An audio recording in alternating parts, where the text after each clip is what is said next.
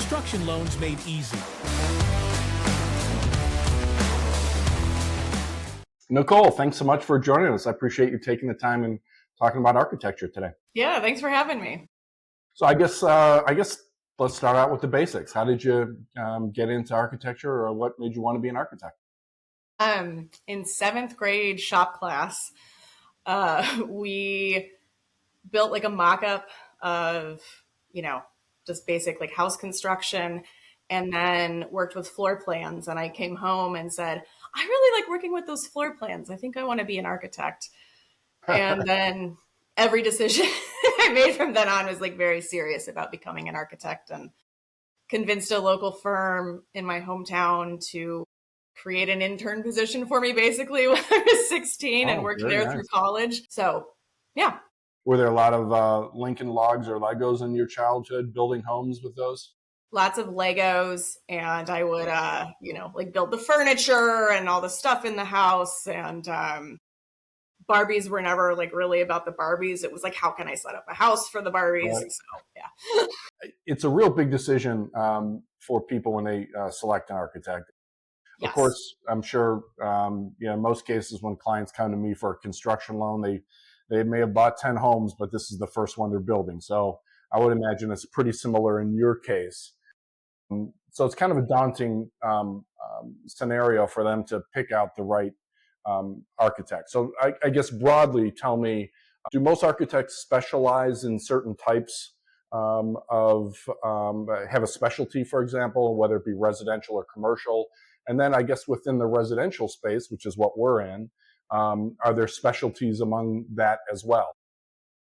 Yes. So most architects do have some kind of sector focus to their business. And, ones who do commercial, they may do just higher education, or they may do higher education and offices. And, so there is a lot of specialty, and there are some residential architects who really just work for developers or work on, high rises or larger scale things. And then there's the sector that I'm in, which is custom residential. And that's not to say that it's high end or luxury, but it is specific to that client and that location and that house. And then in terms of the custom construction as well, that's pretty broad in the sense of the type of designs, whether it be contemporary, farmhouse, etc. Are most residential architects pretty good at kind of mixing between those different styles? It varies. Some you'll see are a lot more specialized, and people may pick up on this, especially in like the interior design sphere. They'll pick a lane and they'll stay in it. And, but I think that a lot of us do have to be pretty diverse in our capabilities and styles. So I would imagine for efficiency purposes, it makes sense, right? To just be somebody who kind of works in a couple different styles and does it really, really well. Right. Yeah. Another big question that a lot of clients have are how they structure their relationship with the architect, whether it's they go to a quote unquote design build firm, whether they go to the architect first and then go to the builder. I guess explain a little bit about how those structures work, and I'm sure there's variations of that. Tell me the different structures and maybe some of the pros and cons for each one of those. Yeah. So our office typically does the, sort of separated like design bid build scenario. And a lot of architects do that. And that will have an agreement with the client, right? A contract with the client, and then the client will pick which contractor, and we'll have a separate contract with that contractor. And we do that for a number of reasons, but mostly to act kind of as a third party between the two. We are kind of arbiters of that contract if it's an AIA agreement. And so we try and make sure that things are fair, that we're sticking to the drawings, which is part of the contract. We're sticking to the contract. You know, mediating whether like something is a really technical decision that, you know, needs more technical input, or if it's more of just a cosmetic client preference decision. And then there are, design build firms where you can sort of get all of that under one roof. And I would say some people prefer that, you know, just kind of for the streamlined efficiency. And some people are worried about, you know, do they have my best interest at heart? Because they obviously directly benefit from more expensive decisions and things like that. So then in terms of the relationship you have with the contractors, the builders, are there certain types of projects that you will go to certain builders based on the project? Yeah. You know, how are some of those decisions made, and then what's your relationship with those builders once the plans are done until I guess the client decides on which builder they want to move forward with? Right.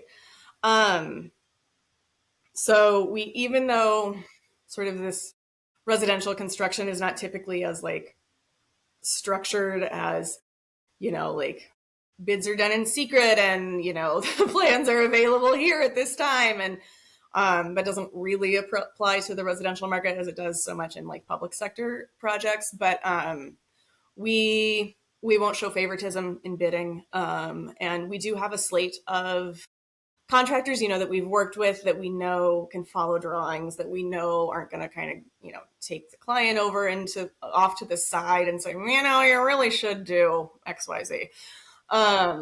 Looking for somebody that's a good partner.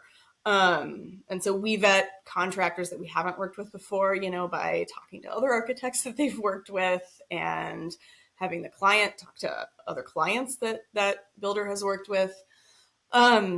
We also, you know, will get them involved maybe early in the process, just getting some feedback from some that we trust for budget and those sorts of things. And sometimes clients have a builder that they like. Maybe they've talked to a builder first, and so then it's nice to be able to go back and forth a little bit with them, talking about like, you know, is this decision more expensive than this decision, or, you know, what's your approach? How would you do this? But so we will, you know, distribute the drawings, bid instructions to different bidders, field questions, and then distribute those to all the bidders and analyze that information when it comes back, put those numbers side by side in a spreadsheet that usually reveals either more questions or it confirms suspicions maybe.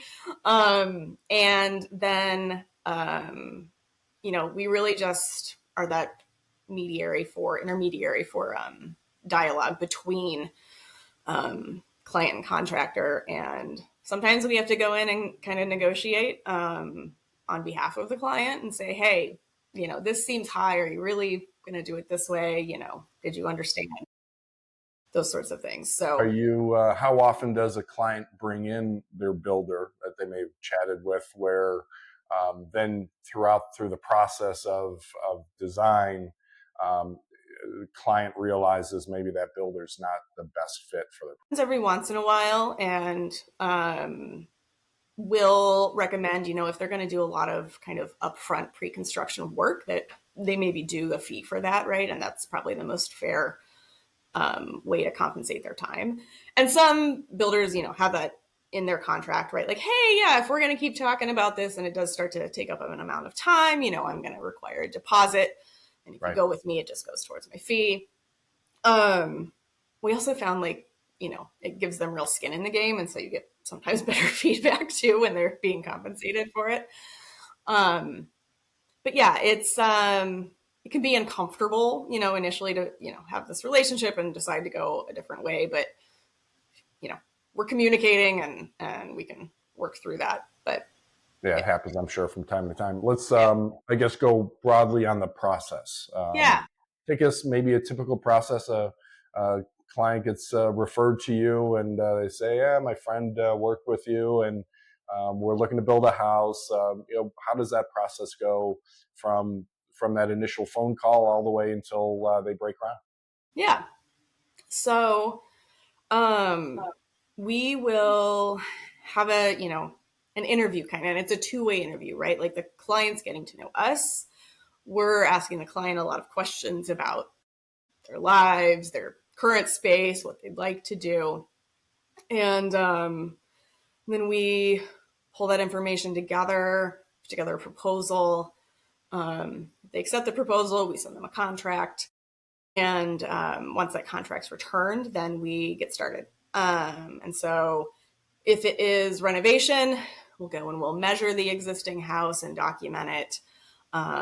If it's new construction, we need to start with a plat of survey and walking the site. And then we work through sort of what's the wish list, right? And we're looking for qualitative things, right? Not so much quantitative. Like, you could say you have an 1,800 square foot house, but anybody who looks at like a floor plan catalog will see that can mean a lot of different things, right? We're more concerned with, okay, what kind of furniture do you want to put in here? How many people do you want to host for holidays? Asking all those kind of lifestyle questions that lead to what that means for your space. And working through that, whether it's renovation or new construction, we call that first kind of, we're figuring out what it needs, right? What the program is. We're figuring out maybe what it wants to look like, how it's laying out, and just setting up some like base expectations for kind of what the quality of that construction is, what types of spaces. Are we replicating historical moldings, or are we doing something more simple and streamlined? And that all encompasses a preliminary design process for our office. And I would imagine that would be both indoor and outdoor spaces. Definitely. Yeah. And sometimes we'll get, especially for larger new construction, maybe a landscape architect involved earlier on, depending how complicated it is. Sometimes we need a civil engineer. Different sort of consultants might come in that first phase. And then we take a pause when the client feels that, the floor plan, maybe the 3D massing is about 80 to 90% of like what they're looking for. And we get some budget feedback. And we generally have a sense of like dollars per square foot. That could change depending on, how busy a contractor is over the next 6 months, right? So if they're really hungry for the work, it's going to cost less than your job. If they're really busy, it's going to cost more. So we just get a little bit of feedback. I guess you have a relationship with different contractors. You can understand which ones have too much in their pipeline and which ones might be finishing up a few and might be looking to add one or two exactly. As possible. Yeah. And so we'll leverage that knowledge to say, who might be good for, like, some contractors are better at, working around existing woodwork and moldings and those sorts of things. And, some just want to tear it all out and start over. And we tailor that based on what the client's looking for and their expectations. But we get that budget feedback. And that way the client has a really good set of, here's maybe what we can get. Here's probably what it's going to cost, with a margin of error for more detail. And it's pretty obvious then that, they know either they want to move forward in this exact direction or let's do this minus 20%. Every once in a while. Value engineering conversation happens. Yes, exactly. A little bit, right? It's saying like, you can expect this to be a little more when we're, in the final pricing, but yeah, exactly. Sometimes it needs to scale back. Sometimes they're comfortable proceeding as is. Every once in a while, a client decides that they just want to sell their existing house and try something else after that exercise. So it's rare, but it does happen, because people have those conversations like, should we move? Should we renovate? Should we buy something brand new? And so sometimes it really helps answer Absolutely. that question. Yeah, so it's like a feasibility study, right? Can we get most of what we want for what we can spend? And Then we move on to design development, which is, the more detailed, the really fun, like we're picking out appliances and tile and all of those sorts of things. We're figuring out, all the mechanical systems and the structural systems. And, if there is a landscape architect going back and, back and forth on some of like, okay, if this patio is here, we need to do this with the building. Those sorts of things, just gathering all that information to make it more real, adding levels of detail. And then those decisions get transposed into the construction documents, or what most people think of as blueprints, right? Right. And those will get distributed for bidding or just final pricing if a contractor's just kind of already on board. In that case, it's mostly bidding to subcontractors. And then we'll also submit those for permit. And, we negotiate a contract, get that set up for the client, and obtain the permit, and then they start building. Yeah. So it sounds like if we think about broadly the two general structures, design build or design bid build, where the architecture is involved, it sounds like in the design bid build scenario, you're doing all the work that, except for executing on the build itself, that the builders generally do on in the design build phase, and having the conversations about decisions to make on different choices, different sizes, etc. Right. We really want to hand over a package to a contractor where, save for some surprises in the walls, maybe, that we have thought through everything, reviewed that with the client so that they're not having to make those like stressful last minute decisions on site, and sort of giving them a roadmap for success. You mentioned civil engineer. That pops up from time to time in different specialties. I maybe, hit on civil engineer, or maybe some other specialties that may jump in certain situations. Why are they jumping in, and I guess what are their function? Right. So a civil engineer comes up, especially on new construction. Quite a few municipalities will have rules about stormwater runoff, and, or maybe the site is complicated terrain. We see that a lot in Lake Michigan along the sand dunes, and not so much in Chicago where it's flat. And they will, first a surveyor comes and gets the lay of the land. Sometimes that includes topography. The civil engineer will take that information and say, okay, we can put a septic system over here. We can put, rainwater retention over here. And they just give us, a pathway for saying, like, it's going to be too hard to get a driveway through here. Don't worry about that. Bring it over here. Just those really like good feedback that they can understand really quickly from looking at topographic information.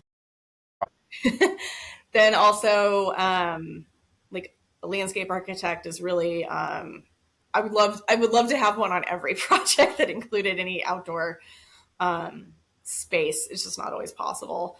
But they really, bring a lot of useful feedback, not just to plantings, but also the best way to structure outdoor space. And, based on like how often does the client want to water plants? Are they going to have irrigation? And they think through all those details that, we just aren't experts in. And I imagine there's a lot of clients that ultimately end up doing that same work. Exactly. So it may be more efficient to include them in earlier in the process. Right. Yeah. Especially if it's new construction and you're really messing up the site a lot, or if outdoor space is really important to you. I think it's really important to get them involved early on. And then there's also other engineering consultants that come in that second phase most often. Like a mechanical engineer to look at the HVAC. Recently, we've partnered with some mechanical engineers who are also like building envelope experts to help us leverage all of that complicated technology and building systems. We also use a structural engineer on just about every project. Um, yeah, sometimes there's a like automation consultant, or integration, right? All of those smart home things we think about. Sometimes there's extra design, like, interior support. We handle a lot of that in house, but not every firm does. And it Um, sounds like a lot of those specialties are really driven by the client's priorities. they Like are if they, priorities and budget. if it's somebody that wants that, is fine with, whatever's in the house, but they have to have a great backyard. That's where they would bring in somebody that would specialize in that. Yep, exactly. So when I think about clients who will come to you to start that process, I guess, and I'm sure you have these conversations on the first meeting, but what are some of the things they should be thinking about maybe before that first meeting? Yeah, so having a sense of what you like and dislike is really helpful, and just a set of goals. Obviously communicating all of that into kind of a design package is like a different vocabulary that most people don't have, hence why they need to hire a Right. design team. But a lot of people, you know, they stop and think about like, oh, I really liked, that there was east sunlight in my bedroom in the morning. And maybe that was from staying at a hotel or something. But, any of those sorts of things that they can articulate is a great starting point. The wish list is really important, and saying like, I have to have this. This is a nice to have because there are always concessions to be made unless you have unlimited money and time. And I haven't met anyone yet who does. Um, and, any of those sorts of, if there are inspiration images, just having a little bit of thought about what's important and, maybe also money wise, what's important. But a lot of clients don't know, and we have to help them figure it. So you think about that wish list versus cost. So I would imagine part of every process is starting with that wish list and then prioritizing based on costs. Generally, how do those conversations go, and what's are there more common things that are kind of given up, if you will, versus others? Well, I will say that, like on every proposal, we, will just put a benchmark of like what we assume the dollars per square foot will be for construction of a project similar to theirs, right? So we know if it's interior renovation around Chicago, interior renovation with an addition, there's kind of just a dollars per square foot range that we can assume that it will be. And we put that right out there at the beginning so that we all start to be on the same page about Manage what. expectations right away. Yeah. Yeah. And we sort of use that as a litmus test as we go through, like, okay, if we're, more is more. If we're touching more square feet, it's probably going to be more. But we say that the house has an agenda and the client has an agenda, and our job is to bring those two together. And, the client's agenda, budget is part of it, and, that wish list. And so sometimes, one scheme will be really minimal. We'll give them a sort of plan layout that touches as little as possible. And then the next one, maybe we take that further. And so they can kind of compare, side by side. Okay, if we spend $50 per square foot more, is it worth it to get this? So yeah, it is a delicate dance as well because there's just a lot of psychology that's kind of wrapped up into working on one's own house that The dream house that they want to live in the next 20 to 30 years. yeah, all their hopes and We thought dreams. about it a little bit. Yeah, yeah. Marriage counseling, right? Yeah, One person knows how to communicate about this, the other one doesn't. How do you make sure they're both happy? that's right. So Early on, do you typically find clients underestimating costs on a few things that they kind of really don't expect? yes, people always assume, oh, if I pick a cheaper tile, that's going to save me a lot of money. And if you get to the breakdown of sort of different line items. Oh, well, that might save you $500, but that's really not where you're gonna cut that out. Yeah, So bigger fish to fry there. All right. right. It's really about dollars per square foot, and that's sometimes with professionals. It takes us a bit to kind of wrap our brains around that. So people who don't do this every day, it's definitely it surprises them every time, and especially over the last 5 to 10 years. Like maybe they did something 10 years ago, and now they're like, it costs how much now? And I'm like, yeah, I know. So yeah, it's just in general, I think if people aren't sure, how much labor it takes to do something, or maybe how intensive it is to get a material, they can really kind of be surprised by that cost. And that's a good point. It seems pretty basic, right? The bigger the home, the more it will cost. That's going to be the biggest driver. And when I think about construction appraisals, so when people are getting a construction loan, an appraisal is done. The GLA, or gross living area, the square footage above grade and below grade, those are that's what drives the appraised value. Whether we like it or not, 80% of the appraised value is going to be how big the box is. And because that's going to drive, if you have a 3,500 square foot home, the appraiser is going to be looking for generally homes that are 3,500 square feet plus or minus 10%. And as you get bigger, they're going to be reaching for bigger homes and thus bigger values. When you get smaller, it's going to be smaller homes, smaller values. So fortunately, that's one of the things that makes sense in terms of parlaying over to appraised value. But in many cases, because in many cases, clients will put a lot of amazing things in, and they'll say, "But I have this," and that can be the challenge in terms of the conversations on the construction appraisal. Is sometimes those things don't. The golf simulators don't parlay into higher value. So you have to say it. That's a great thing. It's an amazing thing. It's going to enhance your life, but it's not going to enhance the construction loan appraisal that you're going to get. And I think there's often a conflation of construction loan appraisal versus like real estate market value. And like, yeah, that might be a selling point. It's, but it's not necessarily going to get you a loan to value ratio that you need. Are there any things that you recommend clients, I don't know about splurge on, but make sure they include in their project, maybe just based on that it'd be more expensive down the road, or things that they will really want? Yeah. The best investment a client can make is not a sexy one, but it is like a really good building envelope and an efficient mechanical system. And even if that's, planning for future solar panels, right? We can run a conduit to the roof now and be ready to do that without any interior disruption. Those sorts of infrastructure things, it's, again, like you don't see it later, but it will improve the quality of your life in the home.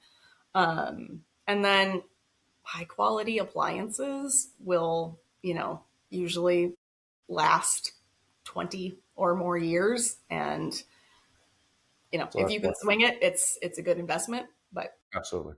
Of course, with construction loans, every construction loan, there's an appraisal. Do you find out up front if clients are going to be getting a construction loan? And if they're getting construction loan or it's a cash deal, are the conversations a little bit different in terms of the wish list? Sometimes, and sometimes it's kind of a gradual, ongoing conversation, right? Like they may come to us thinking they want to do something just with, the cash they have in an account. And so we'll look at what that means. And it's like, okay, your wish list maybe exceeds this. Do you want us to look at fulfilling more of that wish list? And often the answer is yes, because it's very cheap to do that on paper, right? And, they'll determine, well, maybe we should go and get a little bit of financing, or maybe we should just keep our cash and finance the whole thing. So clients' attitudes often change while we're working kind of through the, pros and cons and options. we always ask, if they have a budget in mind. And a lot of our clients say, well, I spent X on the house, the comps around the neighborhood seem like this, it would make sense to do Do whatever something that that way. remainder is. And some people want what they want. And, so they're willing to maybe just focus on having a really spectacular kitchen and figuring out the rest later. So it varies. And sometimes those decisions change as we move through the process. Real quick, back to the square footage Mm-hmm. question and conversation. So if ultimately, broadly, that cost is going to be based on square footage, I would imagine being most efficient with that square footage can really add more value. So I guess, what are some of the ways that you can maybe be more efficient with the square footage? Say 3,000 square foot home, there could be, in some cases, a lot of wasted space, and you're still going to be paying for a 3,000 square foot Right. home versus being more efficient. I guess, what Right. are some of those approaches that can take place? Yeah. We see it a lot when we talk about additions and renovations. Building new foundations is expensive. And so if you're going to build that foundation, you might as well incorporate it into the basement if you have one, right? Because we're already digging for that. And doing just one story with that addition isn't the best economy of scale. Let's go the whole height of the house. If you need that space. If you don't, let's figure out a way to maybe not build an addition. Maybe we do a dormer up on the top floor. Maybe we can solve it with a bay that hangs out over, a portion of the back of the house or something.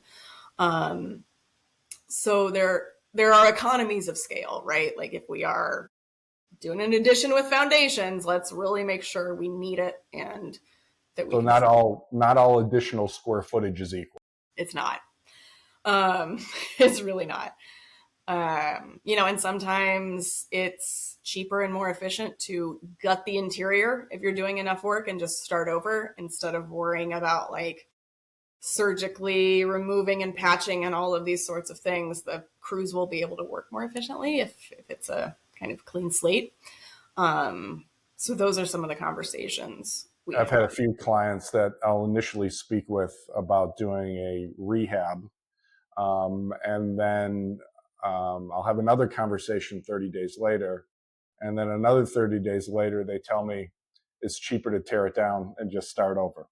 Does that happen quite often? Um, Rarely. I mean, yes, it does sometimes.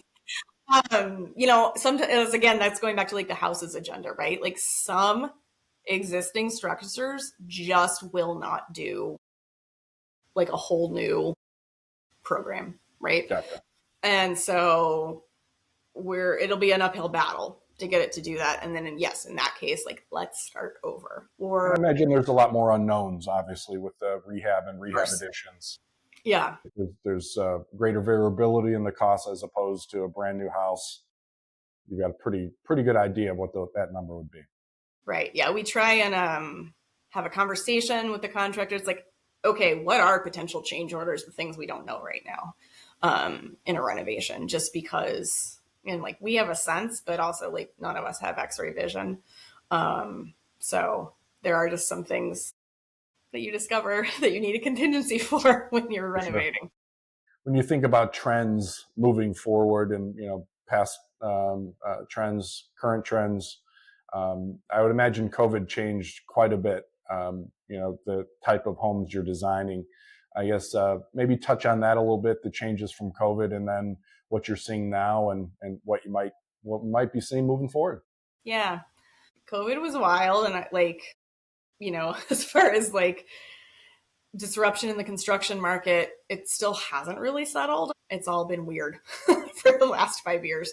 The 2008 recession, right? Things kind of came back down to like a stasis, but they haven't since COVID. And bouncing. During that, we got so many calls from people who were thinking about doing something to their houses because they were just stuck in them all the time. And weren't necessarily realizing, like, might not be the most efficient long-term solution, but they just really needed to do something. And most of that's gone away, but we're definitely, people have a different sort of value that they've placed on home, and it's not monetary, right? It represents something much different now, I think.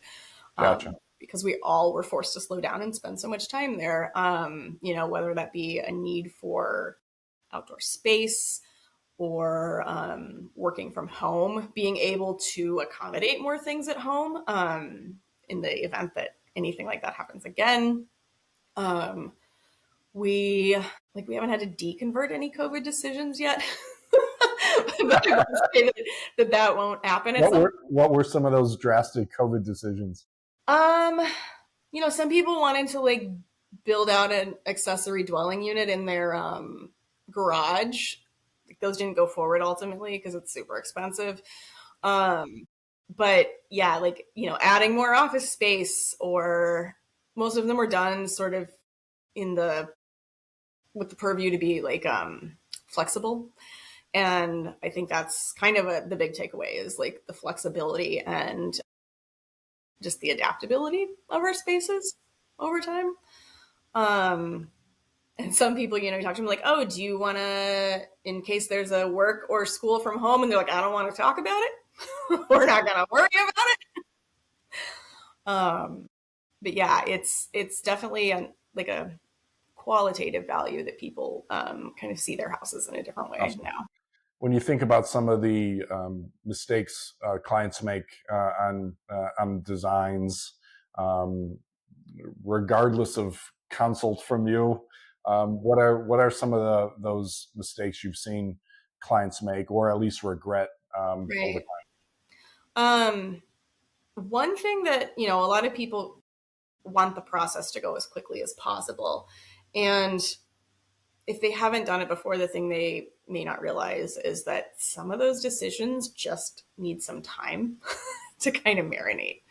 And, is it worth 2, 4, 6 extra weeks to really get the best decision out of that money that's going towards the next 30 or so years of life? We always try and encourage them to like slow down and take it in. So yeah, like leaving time to pause and carefully consider things is important. Some clients don't pay attention during that kind of initial like design phase and stuff, or like they have a hard time kind of mentally moving into the space. And so, and maybe aren't always good at articulating that. And so, then later down the line, they're like, oh, I didn't realize that's what that was. And it's like, I didn't realize you didn't realize what that was. And so, just being really transparent and careful about decisions, I think, is the thing that helps keep people out of trouble and helps prevent those regrets. And I think it's so different for every client and their expectations. Some wish they would have seen a therapist before they started renovation, which can be valuable because it does, like, it brings up so many things. To be one of those third-party partners you bring on. Exactly. We've discussed it before because it's a huge life change, and it's a huge set of decisions kind of compacted into a relatively short time frame. So. Yeah, you mentioned time, and that's certainly on the construction loan side as well. We'll have, in a lot of cases, it's scenarios where clients are maybe buying a home that they're going to do work on. So they may be under the constraints of a 30 or 60-day contract, and they say, can we close this as a construction loan? And the quick answer is yes, of course you can. However, what you need to close that construction loan is you need to find out who's going to do the work. You need a budget, you need a contract, you need specs. Getting that done in a very short period of time is very, very difficult to do. So we will, and in some cases, because of maybe it's a home that's in disrepair, they have to do it as a construction loan. But in most cases, it's a home that's perfectly livable. we always recommend do it in 2 steps. Buy the home first, take your time, because a lot of times we see them, if they do get it done in 60 days, they're rushing to do the plans, they're rushing to do the budget. And on a construction loan, when you close, everything's locked in. That plan's locked in, that budget is locked in.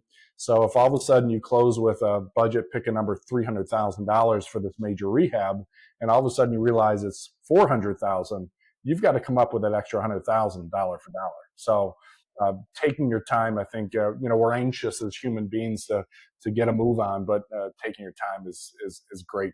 A great idea in terms of just being effective and efficient in Yeah. the project. Yeah, and we've done some of those with you, actually. I think a couple of clients we've had in common for those. And Right. We set it up so that like we go through a lot of expectations and attach budget numbers to those. But, I think if you're relying just on a contractor to do that with kind of what they're used to building, it could be hard to make sure you have enough. And so Yeah, there for are sure. ways, but it's not the easiest path. So as we wrap this up, I guess tips for consumers on what's a good way to pick an architect that is a good fit for them, and I guess also tell me what's a good client fit for you. Yeah. Um, we tell a lot of clients that we interview that you're gonna have to feel really comfortable with the the firm that you choose, and it goes the same for contractor, right? Because there are parts of it that are going to be difficult. Like, who do you feel the best about getting bad news from? um, like a lot of it is just kind of chemistry, and then does their past work demonstrate things that you like? How do they speak about those projects and speak about those clients? Can be very telling about how that relationship might go. How much experience do they have in that type of project? And most will have references, right? Which obviously anybody who sends you a reference, they're going to send you to the the best Good news. reference. Uh, uh, so, on the other hand, like, are there red flags out there of bad reports? And, also just how do they work with clients? How involved are they? How involved do they expect the clients to be? Those are all important decisions based on your availability, your knowledge. Do you have a clear direction of what you want to do, or do you really need help working through it? Some people are just better at certain aspects than others. And then I imagine there's times when a client calls you, describes what they want to do, and they're the perfect fit, right? What is that scenario? What's that profile of the client? So that client, we find when clients have a vision of what they want to do, like aesthetically, but also just, I know this is a wiser way to spend my money. I have a long-term outlook. Those are our best clients. Ones that we can really partner with, latch onto their preferences, their style, and take that to the next level with our expertise. And so we find those to be really collaborative partnerships, and they get the best product when it's just a really engaged, visionary client. That's awesome.